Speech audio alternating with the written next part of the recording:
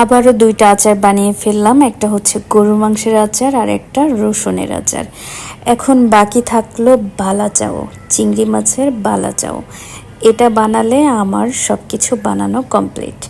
যাই হোক, আমার কোনো কিছু যদি মাথায় ঢোকে তাহলে ওইটা না করা পর্যন্ত আমার ভালোই লাগে না। মানে একটা জিনিস মাথার মধ্যে ঢুকলেই হয়, ওইটা করাই লাগবে।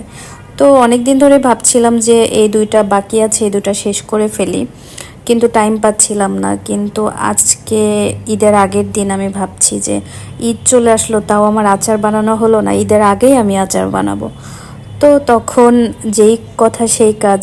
তো আমি সব কিছু মানে কত কত প্যারা আছে মাথার মধ্যে, কত কাজ আছে, কত ব্যস্ততা, তার মাঝেও আমি আজকে দুইটা আচার বানিয়ে ফেললাম, গরু মাংসের আচার এবং রসুনের আচার। গরু মাংসের আচারটা আরেকটু কালো হতো, ডার্ক হতো আর কি। তো আমি অত কালো করি নাই, দেখতে একটু ভাল লাগবে।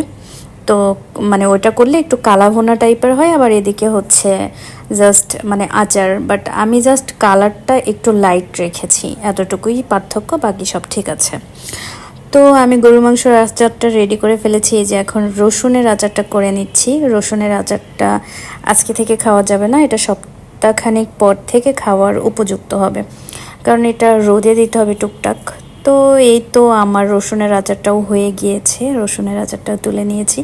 কে কে আমার মতো আচার লাভার আছেন অবশ্যই কমেন্ট করে জানাবেন। আমার তো আচার ভীষণ ভালো লাগে, শুধু যে কোনো ভর্তা, যে কোনো একটা ডিম পোচ হলেই আমার হয়ে যায় আচারের সাথে। এত বেশি পছন্দ আমার আচারের তেলটা বেশি করে।